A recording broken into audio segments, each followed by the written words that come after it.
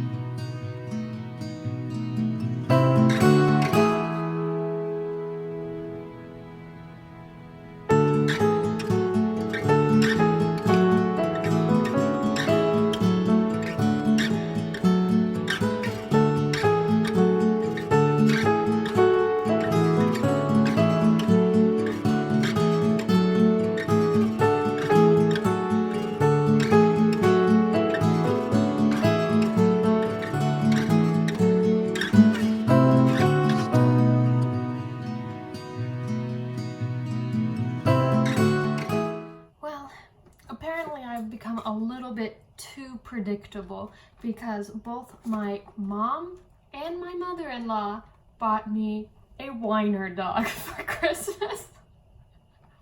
So I shall now embrace my dachshund-loving wino status and break out one of these bad boys for tonight's bottle of wine.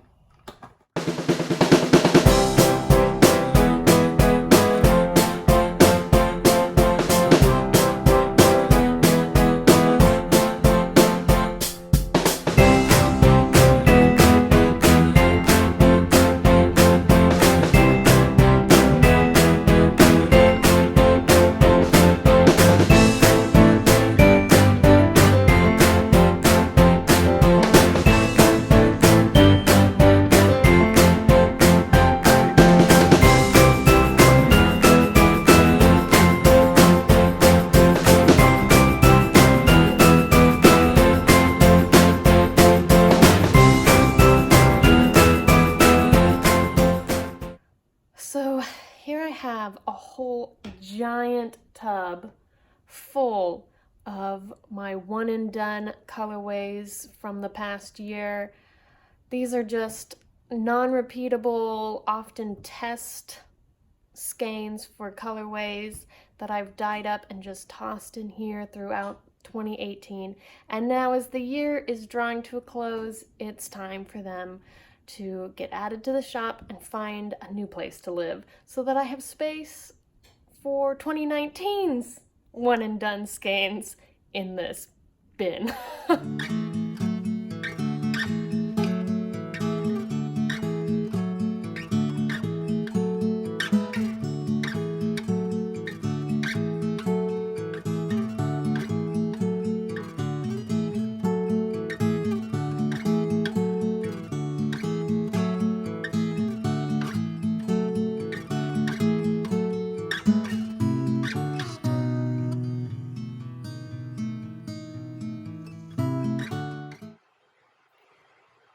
Bedtime musings, part 1. There's just something about sock knitting that I feel like I will never have it just perfectly done.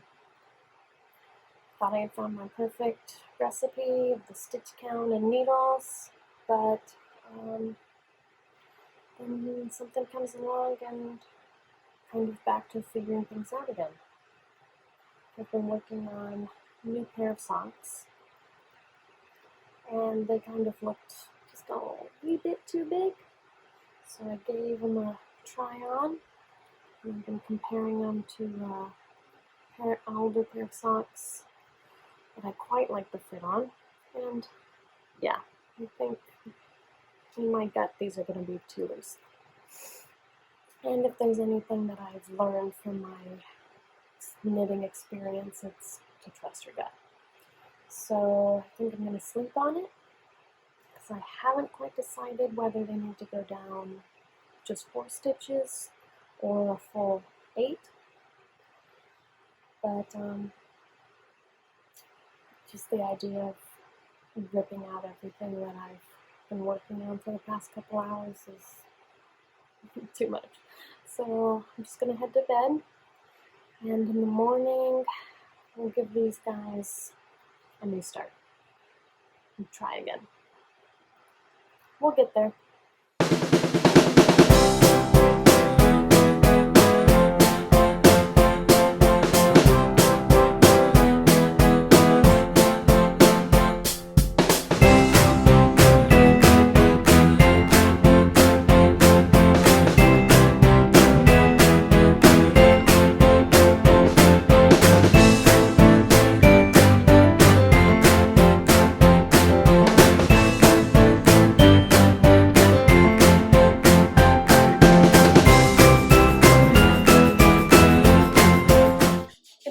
Approximately 6:45 on New Year's Eve.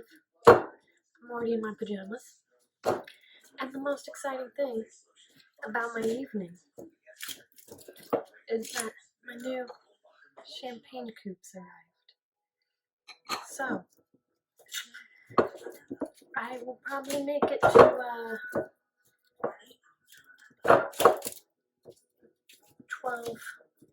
a.m. on the East Coast. So it's ringing the new year in style.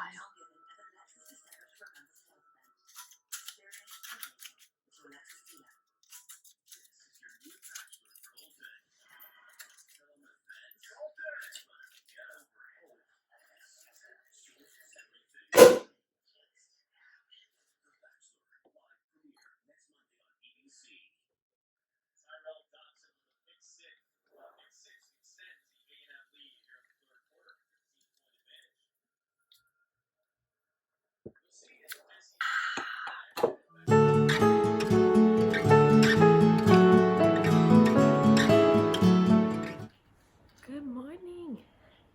Happy New Year. It's January 1st. Oh, I'm up early this morning.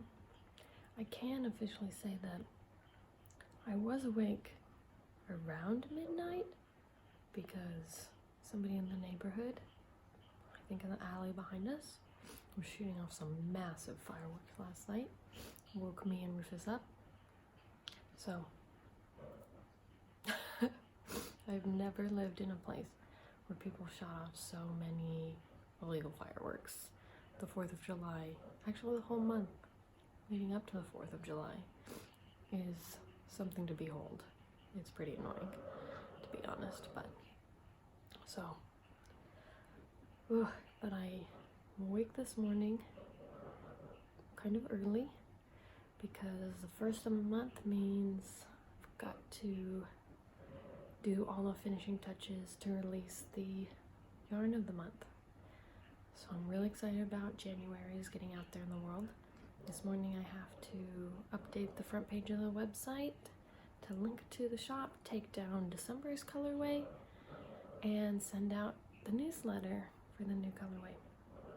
So I gotta get a start on that, and then I've got to edit this podcast so that it can get, or vlog, so it can get uploaded tonight and released tomorrow. So those are the two main things on my to-do list. That means coffee is ready. More coffee. This is just like the first dregs that I pulled out of the machine in desperation, but now there's more. Happy New Year!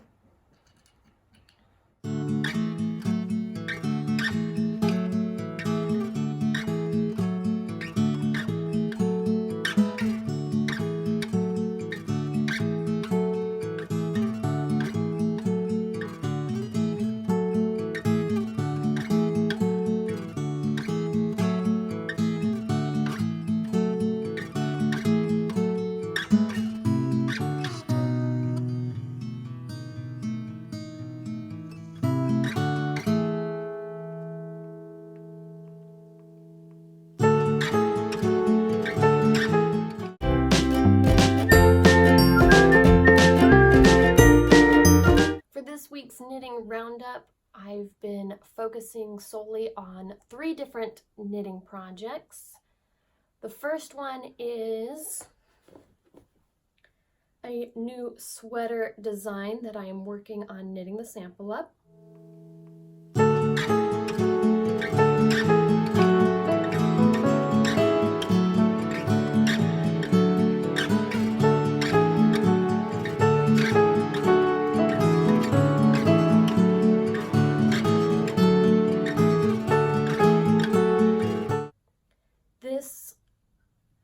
For this sweater, I am using Fuse Fiber Studios yarn because she makes some beautiful variegated colorways, which is what I really wanted for this design. And I'm knitting this up on the Fuse Merino Singles base, which is a 100% superwash merino wool. I'm using the colorway Beau Monde, which I absolutely love. It is gorgeous. Alternating 2 skeins as I go through the body to avoid any pooling of the color. And I marked my progress this week with a little dinosaur stitch marker, So I've added a few rows to the body, or a few inches to the body this week. I'm going bottom up on this one. And I think last time I measured, I was just over 8 inches.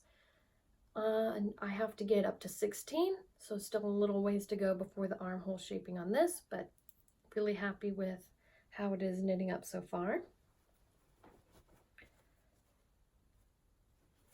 The second project I've been working on is a pair of socks, a new pair of socks that I cast on Christmas. These are using Leading Men Fiber Arts, which I picked up during Stitches SoCal. This is on their Spotlight base, which is an 80% blue-faced ligature, 20% nylon. So I specifically picked it up because I wanted to try out knitting with BFL, never knit with it before, wanted to try something new fiber. And it is the colorway Don't You Know. So pretty happy with how these are turning out so far. This is all the progress I've made since I had to restart these later on in the week. I first thought this would be a self-striping colorway when I looked at it in the skein, but it turned out to be a nice, pretty variegated with some pretty purple and aqua hues right up my alley. So those are finally going along at a good rate. And then last, I cast on a brand new knit this week as well, which is a new sweater. I'm working on the Granito sweater.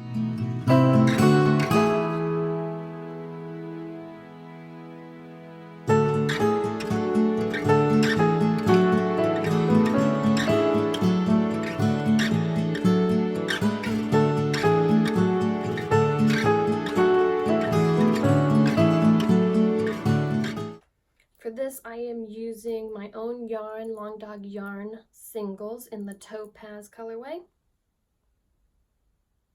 And so far, I have finished the back portion of the upper body. And I'm making some progress on the front portion. Everything looks kind of mess because it's all held on different needles as I work, but it's finally kind of looking like a thing. So I've got a few more inches to go on the front here before I join and start working in the round. But I am really happy with how this colorway is knitting up. Really pretty variegated pops in there, which is even better than I imagined when I dyed up this colorway. So excited to see this one knit up. So that's all the projects that I've been knitting on this week. This week I also finished up my contour cardie, which is a test knit I was doing for Jamie of Knitosophy. And I had this off my needles before Christmas, got it blocked, but I hadn't woven in the ends yet. So this week, that's what I tackled. Well, most of them. I still haven't done the ends and the sleeves because I can tuck these away and nobody will see them. So at least it's at a point where I can wear it in public without being embarrassed. But I really enjoyed this one. I used Long Dog Yarn Merino DK for mine, which is a 100% superwash merino. I really love working with it. Super soft. I used Pearl as the main color and Cassata as the contrast color for the short rows and brioche section. This one, even though it's a long cardigan, it actually knit up pretty fast and was knit top down. So once you get past the body, you have the short row section to look forward to, something that pushes you to keep going. For me, I do have a couple notes on it. It came out pretty long, so it falls just below, or just mid-thigh on me. So I believe the finished pattern calls for a little less length, and I would definitely knit a shorter version if I do this one again. Just below my rump would be a bit more flattering because this one kind of feels more like a jacket length right now.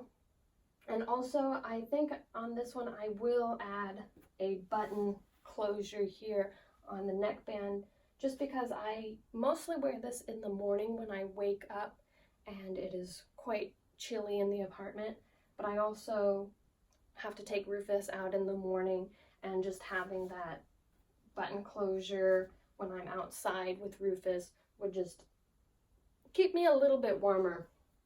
So I think I'm going to add that in a little bit later. Just use the brioche here as a button closure. Nothing too fancy. But if I did another version, I might do a button band down the front as well, just to help it make it a little bit more wearable for me, because the fronts do tend to flap open on me when I'm moving about. But other than that, really happy with this knit, happy it's off the needles. And I'm excited that it is officially part of my knitty wardrobe.